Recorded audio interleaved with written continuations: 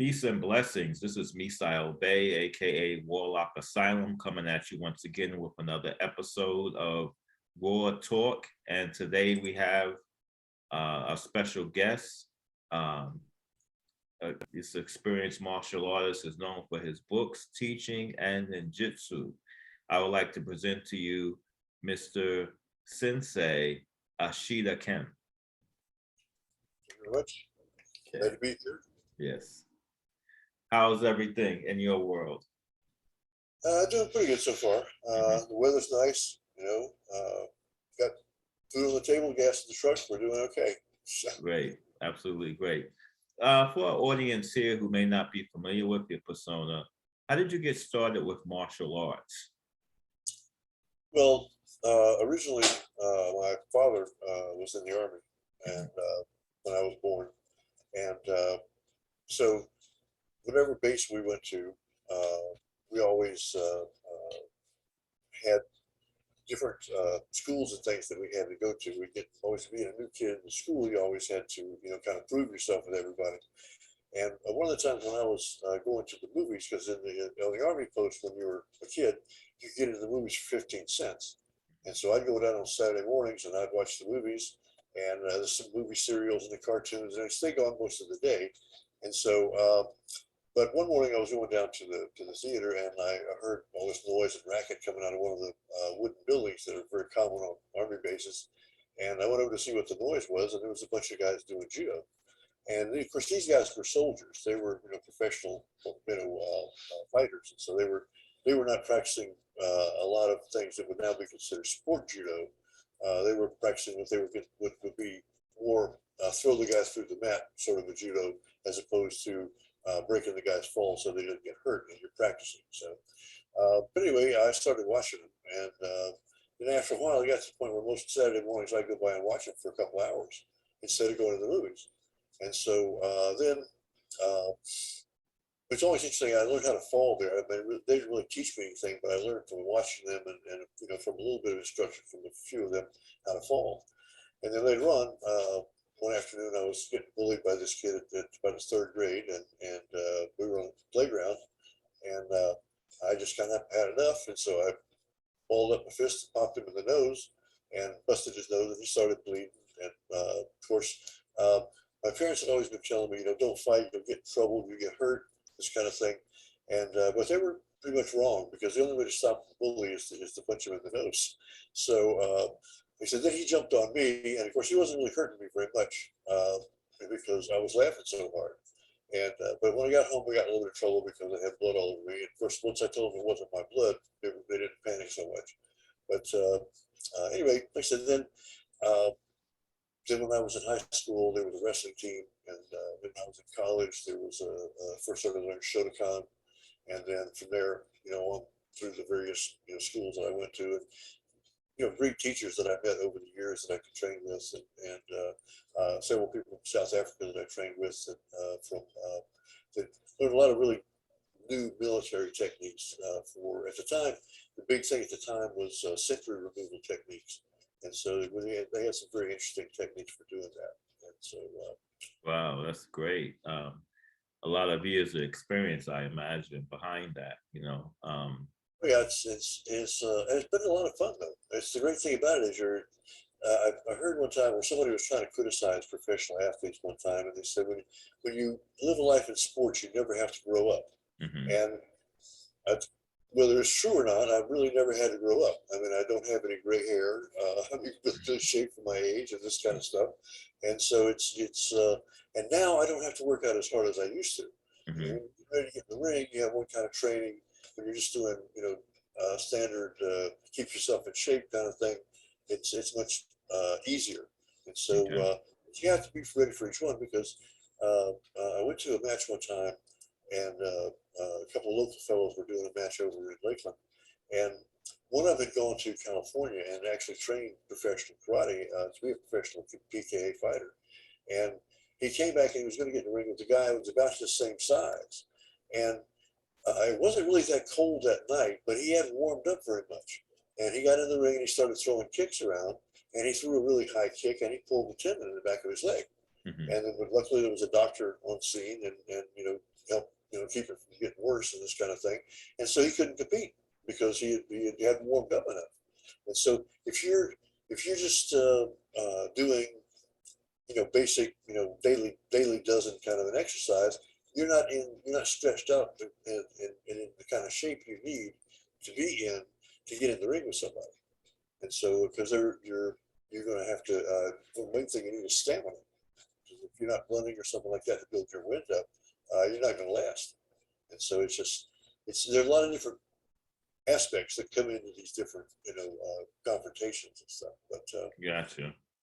Well, it's a pretty amazing thing. To have those years of experience and train with different people and also to be able to pass your knowledge on is very deeply appreciated by the martial arts community and those who have an interest in the field. Um, you are often associated with the term ninjutsu, right? You want to explain how did you get involved in ninjutsu? How did that appear in your life? Because that's something, you hear a lot of stuff in the movies and things of that nature, the highly skilled ninja and that sort of thing. How did ninjutsu come into your world? Because that definitely at the time wasn't popular over here when you began writing about it. right. Well, before 1980, which is when the ninjutsu first started really being heard of in the states, I have in my collection an article from Argosy magazine that talks about Master Hatsumi in Japan, and that was published in 1952. But it Mhm. was only a very short article, and it only barely mentioned ninjutsu. It mostly mentioned the weapons that he was using, shuriken and things like this. Mhm. And because it was in Argosy magazine, not a lot of people saw it. But at any rate, before 1980, ninjutsu was pretty much a secret. And there were people like Robert Bussey and Ron Duncan and other people that had gone and trained in Japan in this system. And they had come back and they just didn't tell anybody about it because it was a big secret. Um, then when Stephen Hayes began to reveal it in the 80s, I had already had some experience with this in the Army. And so uh, I said, well, okay, now the code of the veil of mystery is broken here. The cloak of secrecy is so broken here because this guy is talking about it. So it's okay then for me to talk about it. And nobody ever really came to me and said you shouldn't do that. I give you an example of this sort of thing. Um, Hanshi Frank Dukes wrote a book one time called The Secret Man. And he did not get approval from the intelligence agency that he was working with that the book was based on. And they went around and confiscated every book in every bookstore once it had been actually published and on the shelves. And they went around and confiscated every book because they did not give him permission to write that book. There was nothing in it that was classified. And even later on, they did because they didn't prosecute him for anything and something like that. But at the time, it was a secret, and they had not given him permission to reveal that secret. And so they were pretty upset when he did. So I figured once Hayes had revealed the secret, then it was okay for anybody else to talk about it. And pretty soon, other people began to come forward and say, "Yes, I had learned this myself earlier," and so, but I didn't talk about it. So the same thing in the Army. I said there were a lot of people do uh, special operations type techniques. Um, there's a really good movie called The War Lover with John Saxon. It's about the Korean War, and he's a guy that most of the other guys around. Robert Redford's also in the movie. One of his early movies. Most of the guys are on the front lines with their rifles. They're guarding their territory and watching for people. And John Saxon sleeps most of the day. And at night he gets up and he puts on his black outfit and his little black head cap and takes his knife and goes over the lines and kills the enemy alone. And this is the kind of thing that certain people are trained to do in military operations. And so I was given an opportunity to learn those techniques. And so I did. And at one point, I actually asked the gentleman who was teaching me all this uh, if it was necessary to go to Japan and train with a ninja master to really grasp the system. And he was pretty offended by that because it's like he said, "You mean I'm not good enough? What do you mean there's nothing over there they can show you, okay, that I haven't shown you here, okay, and that you understand it better than most of these other people. So there's no need for you to go to Japan and talk to these other people unless you just want to get to know them. But you already know enough that you don't really need to get any other training. And so in this particular system. Now, a lot of people don't think that ninjutsu is actually a martial art. A lot of people just consider it a series of dirty tricks or just the application of other martial arts to espionage. But and those things are all valid points, because that's pretty much what they do. But you have to bear in mind in ninjutsu, there's a lot of confusion because, as Sun Tzu said, all warfare is based on deception, and so the ninja being spies in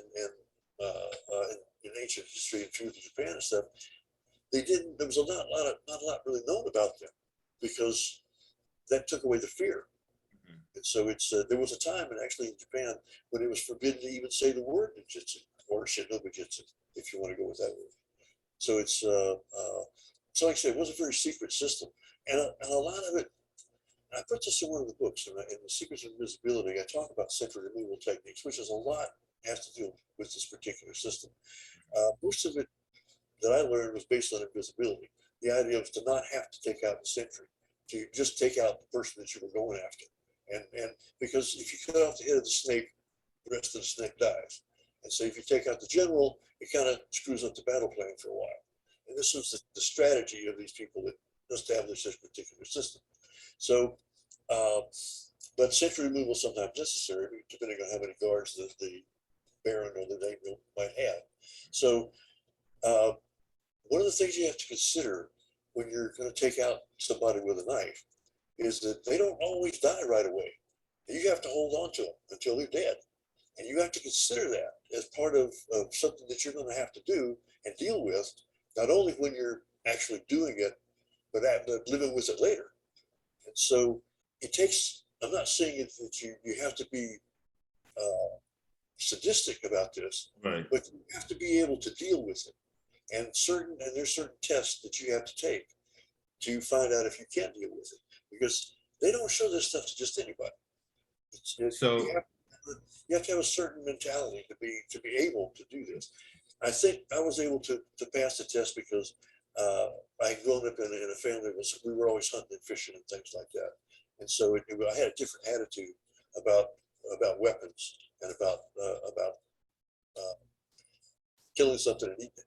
And so because of that, I think I had the mentality that these particular people were looking for, and that's why they allowed me to learn this thing. And after it was all over, I realized how easy it was to do this. And I decided that this was not really necessarily the best way to deal with things either. Learning Kanadante was not necessarily the best way to deal with things either, because you can't always fight your way out of these things. You can't always jump on somebody and fight your way out. And you can't always slip around and do things. But you have to, if you have both of those aspects of your martial art, then you have a certain amount of confidence that you can do things that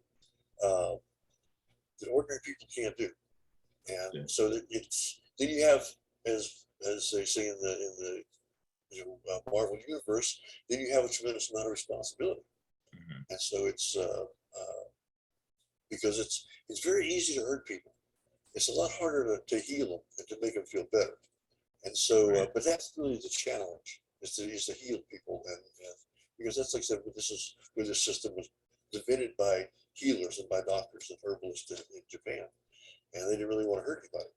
So that's why a lot of it has to do with invisibility. The other main technique in this system is throwing sand in their eyes, because that way you're temporarily invisible. So, so did you because I've heard it said, I'm not sure, but perhaps we could dispel some rumors and things. Did you actually get to contact a school through your lessons through karate? Or, because I've heard that somewhere in the air before that you also was able to contact or was passed on a ninja school through your efforts in Shotokan. yes, I went with some friends of mine to Chicago in 1968, Mhm. to provide security for the protesters up there. Mhm. And then that's when I met Count Dante and learned the Black Dragon Fighting Society system that he was using. Mhm. And at that time, it was called Dante Goju-Ryu. Mhm. And there's only a few people that are actually certified in that system. Dr. Miskell, who's now the head of the family for the Black Dragon Fighting Society, is one of the few people that has a certificate in that. But anyway, his system that he had just recently published in the 60s of doing the dance of death and the self-defense forms that were in World's Deadliest Fighting Secrets. Um, that was the technique that we learned when I was up there in Chicago in a particular period of time, a week or 10 days or so. And the protest didn't really last very long. I mean, once it got started, it was pretty well broken up pretty quickly. And so, and the Democrat Party and went on with their convention and did whatever they were going to do. But like I said, there was an opportunity for me to have an adventure because I Mhm. was in college and I was learning martial arts and I wanted to see if I could really knock somebody out. And this was a cause that I felt justified to do that, to you know, actually use what I had learned so far in Shotokan, not only to defend myself, but also to Mhm. defend other people.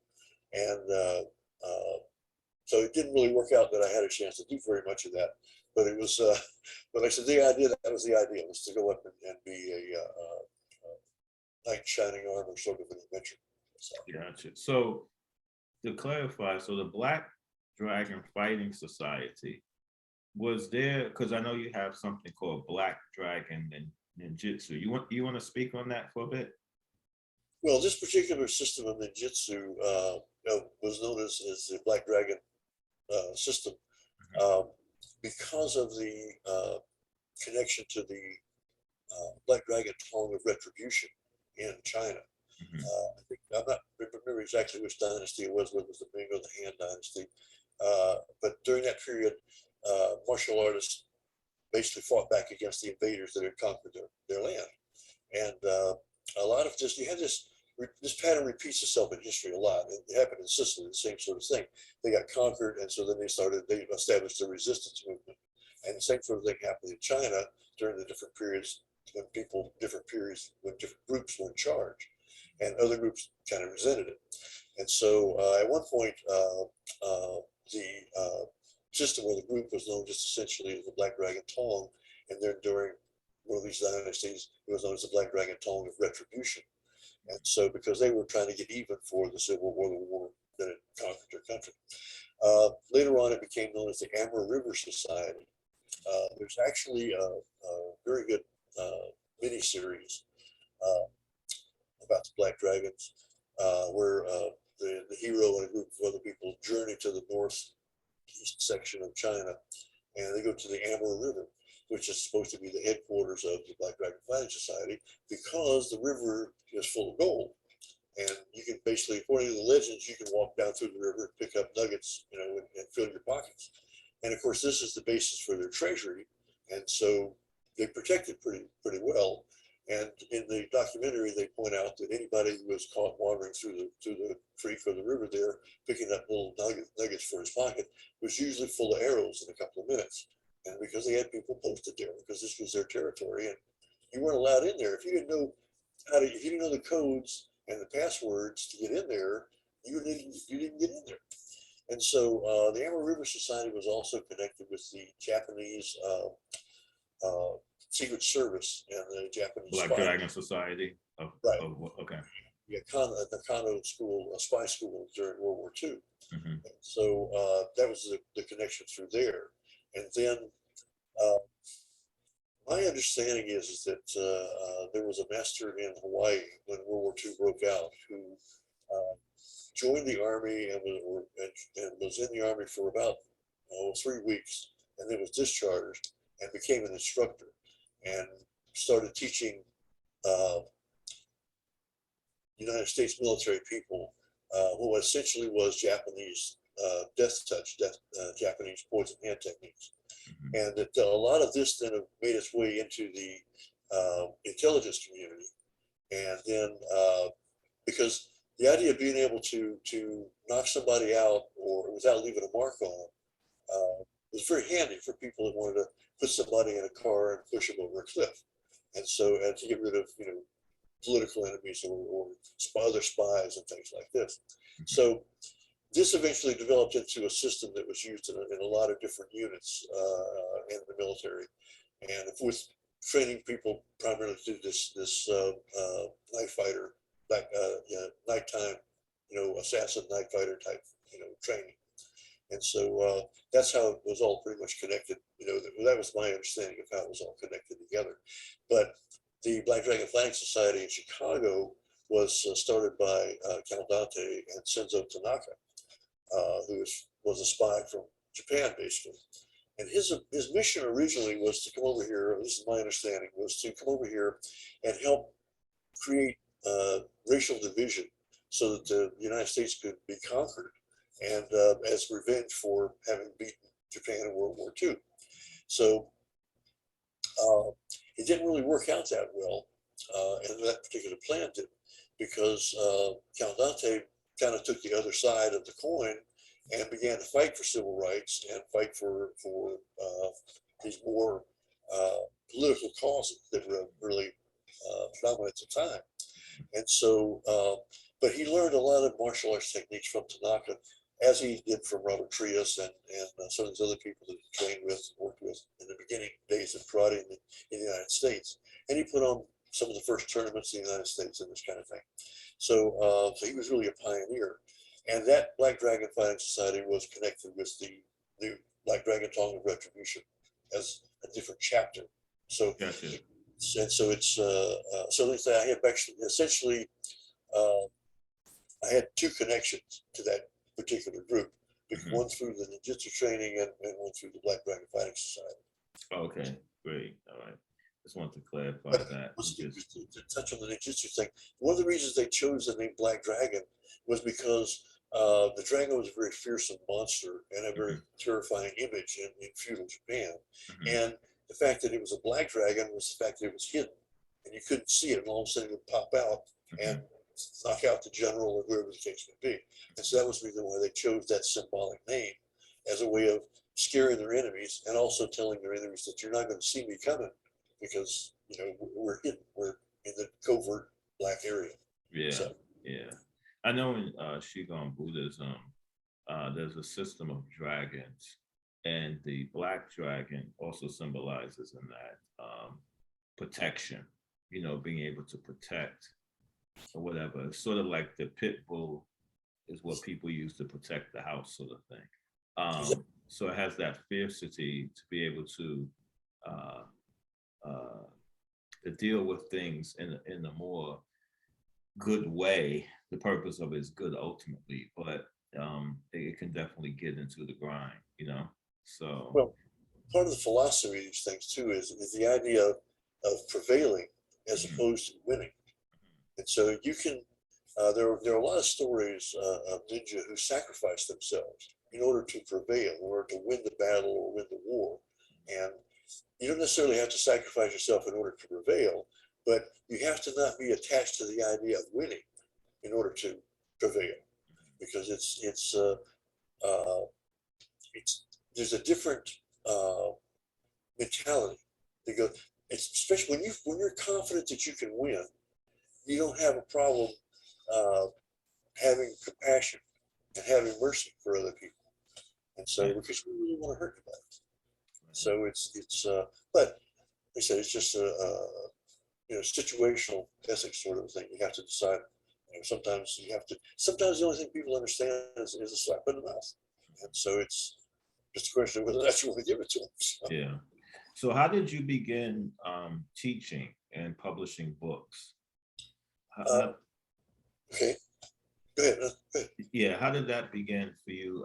Because that's what the majority of us, I imagine, know you through is through your writings and also your teachings. How did that begin for you? At what point in your life did you say, hey, I want to teach, I want to write a book?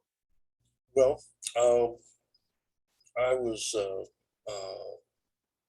just had gotten out of the Army very shortly. I'd gotten out of the Army and I was in Orlando.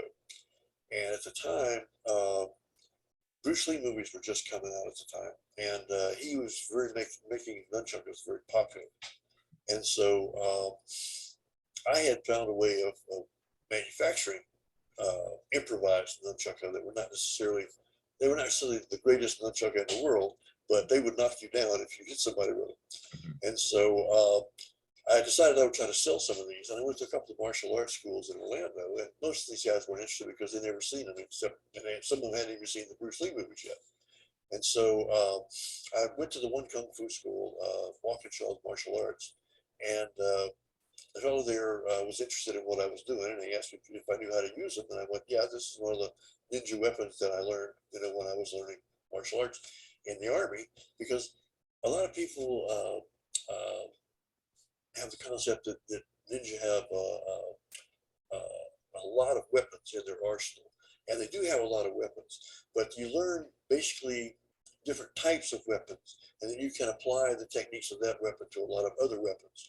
And so you don't have to learn 1,000 weapons. You can learn like 5 or 6, and then you can use 1,000 weapons. Like shuriken. Shuriken teaches you how to throw very accurately. If you can throw very accurately, you can use a rock. You can, David took down a giant with the rock. And so it's if you can throw accurately. So one of the weapons that I learned when I was learning ninjutsu was the nunchucker. And so what they used to call at that time was the double close club, was what it was referred to. So when I demonstrated to him that I knew how to use it, he said, "Why don't you start a class and show people how to use them?" And I went, "Well, sure, that'd be fine." And so I started teaching there a couple of nights a week, and then eventually I started taking classes from him and learned a lot of really really good Aikido techniques and some Tai Chi and a little bit of Wushu Kung Fu and some other systems that he was familiar with. And so he had also ranked in Judo and Shotokan earlier on when he was just starting out martial arts. So then from there, when I moved to take care of my grandfather, I went to one of the local apartment complexes in town because several people that I knew in Orlando had set up deals with apartment complexes to teach martial arts to anybody in the complex for free in exchange for a free apartment. And so I figured that eventually my parents would come down and take care of my grandfather, and so I would need an apartment. And so I went to a couple of places around town and asked them if they wanted to go for that sort of deal. And one of the places called the Regency Apartments, which are no longer in town, they suggested that the guy who would make the decision on that was on vacation. But if I wanted to start up and be doing it, when he got back, if he approved it, then we could just carry on and they would give me the apartment. And so this is going to take about a month. So we set it up and I started doing the classes. And pretty soon the word got out, that somebody else was starting a karate class. And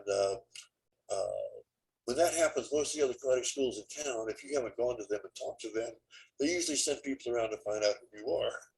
So, partially because they want to make sure that you're actually teaching real martial arts, and partly because they want to make sure that you're not a threat to their business. So after a couple of weeks of this, several people had come in and trained with me in the class.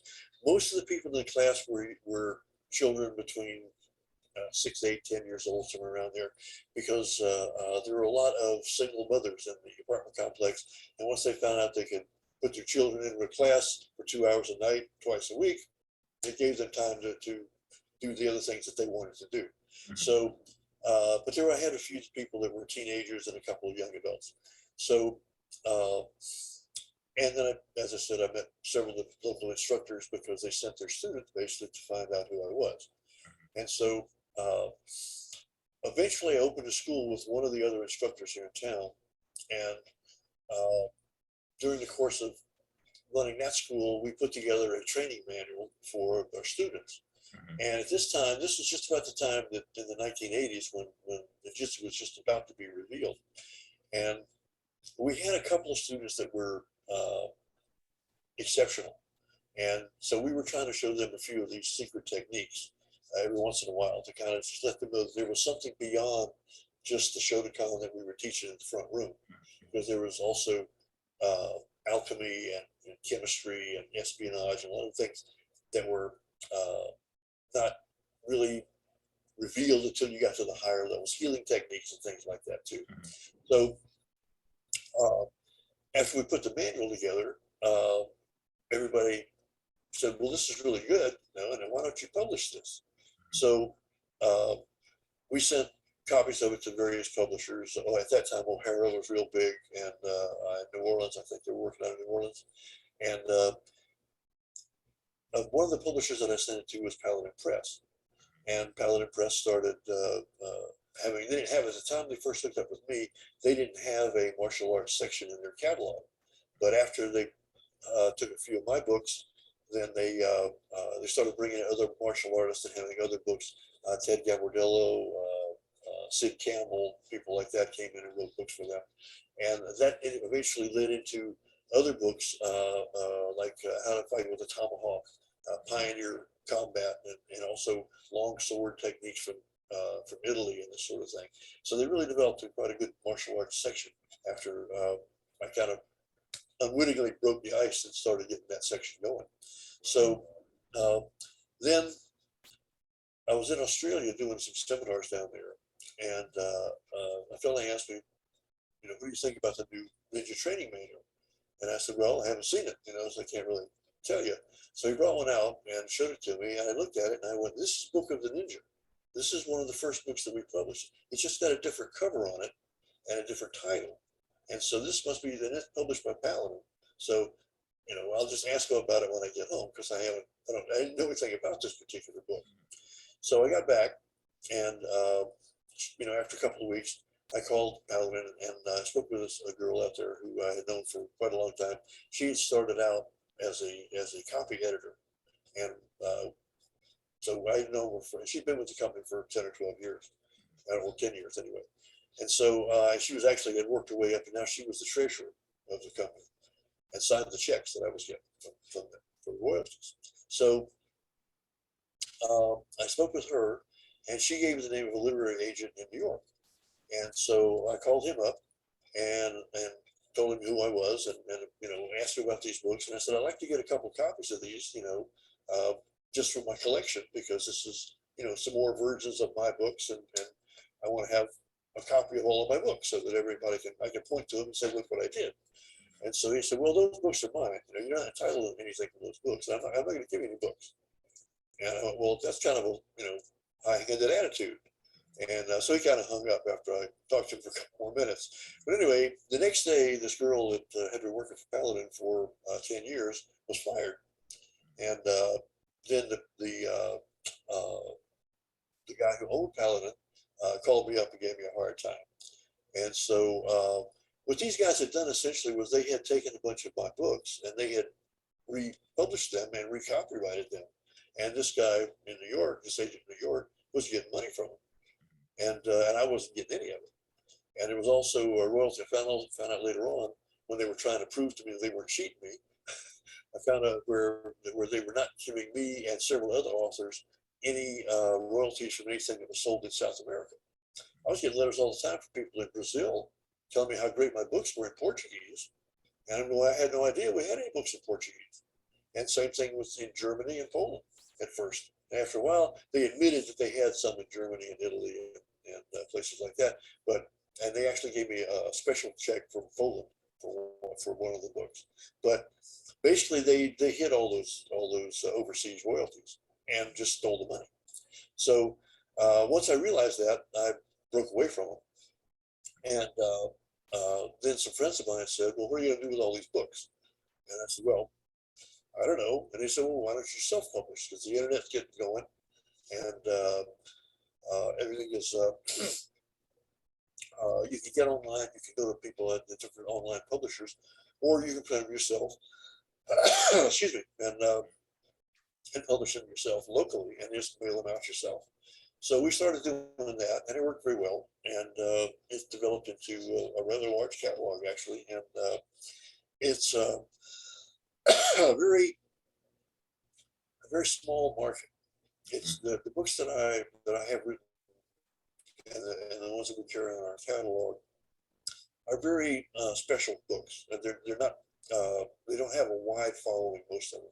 Yoga books, things like that. There's a big yoga community, but a lot of yoga communities have their own library that they work from. And same thing with martial arts. People that teach Jeet Kune Do, they want books about that. People that do Kempo, they want books about that. So not very many people are teaching ninjutsu right now. There are some places like in South Africa. When I went down there, we were able to get some stuff going, and it's actually survived. And there's actually the House of Koga Ninjutsu in South Africa now that is actively teaching what we put out as ninjutsu and or our system of Black Dragon Ninjutsu. So so there's some legacy of these things that have carried on.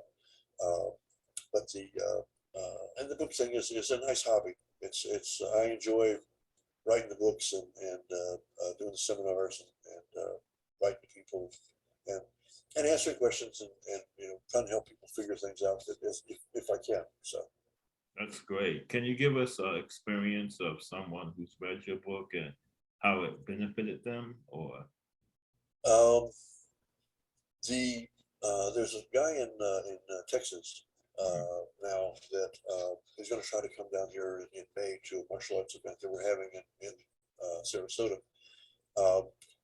About early on, I guess the first one or two of my books came out in the 80s. And so in 81 or 82, there was a lot of interest and there was a lot of communication on the internet, things like that. And I've met several people that I'm still in contact with through that, even though it's been almost 20 years or 40 years, some of it. But one of these fellows was in Texas, and he was diabetic. And we talked several times about different treatments for that. And he began to study Koga Ninjutsu from myself and from a couple of other people that we have had that have written books on it.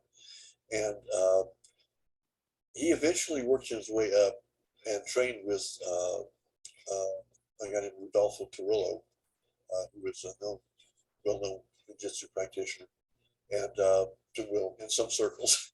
And so he now teaches at his own school in Texas. He also is trained in sword techniques, Ajitsu and Kendo. And he has been able to make his own career out of martial arts. And he's written several books that we carry on the catalog. And there's another fellow here in town or in a nearby town that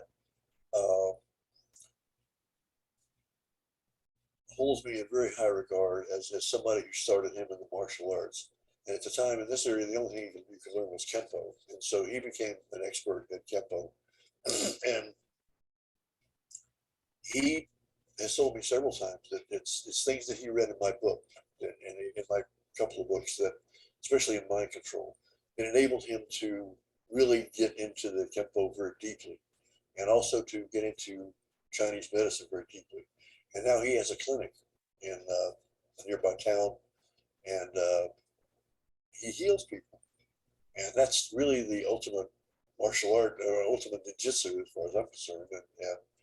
And that's to him also because of his Chinese training that he's had, the different disciplines and healing techniques and kung fu techniques.